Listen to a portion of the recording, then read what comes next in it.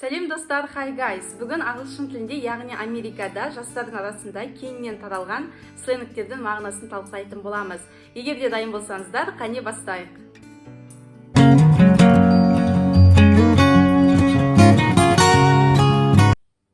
To bail белгілі бір себептермен алдын ала келісілген жоспарыңызды кейінге қалдыру.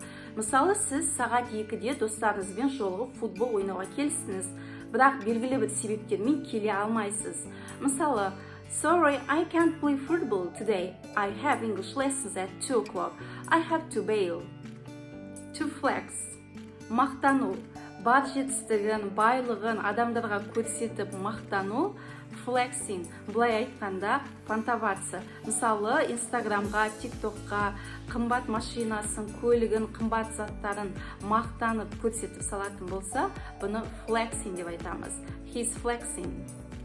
To ghost, біреуге мән бермеу, елемеу, әсіресе интернетте, әлеуметтік желіде жиі қолданылатын сленг. Мысалы, he has sent me 5 messages, but I just decided to ghost him.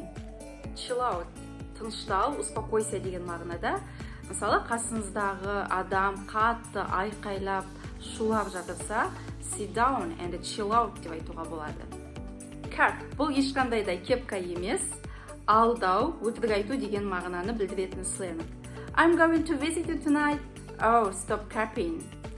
Әлеуметтік желілерде, TikTokта, Twitterде no қасында көк кепканы суретін көруге болады. Бұл ешқандай да өтірік айту жоқ, алдау емес деген мағынаны білдіреді.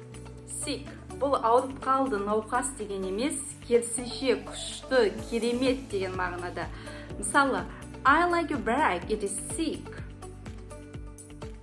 Bet, келісемін деген мағынаны білдіреді. Яғни, сіз біреудің сөзімен, ойымен келіскен кезде қолданасыз. Бірақ бір ескертетін жағдай, бұл сленгті екі мағынада қолдануға болады. Келісемін немесе келіспеймін. Мысалы, мен сізге let's buy some juice деп айтқан кезде, сіз де сок сатып алғыңыз келсе, менімен келіссеңіз, bad деп жауап берсеңіз болады. Ал керісінше келіспесеңіз, қаламасаңыз, bad деп жауап берсеңіз болады. Яғни келіспеймін. 2021 жылы американдық жастардың арасында кең таралған сленгтердің бірі I'm dead. Біз күнделікті өмірде бұл сөзді басқаша мағынада қолданып жүрміз, бірақ сленг ретінде мағынасы өте күлкілі деген сөз.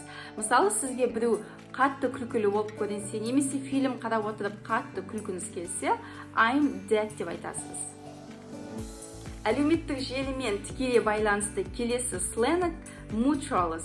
Егер де екі адам кез келген әлеуметтік желіде Instagram болсын, TikTok, Twitter бір-біріне жазылы, фотоларына лайк басып, фото, видео алмасып отыратын болса, оларды mutuals деп айтамыз. Мысалы, I received a friend request, but I don't know him.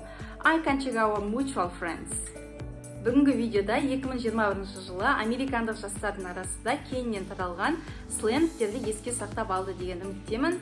Егер де бүгінгі видеоның пайдасы тисе, каналға жазылып, лайк басып кетуді ұмытпа.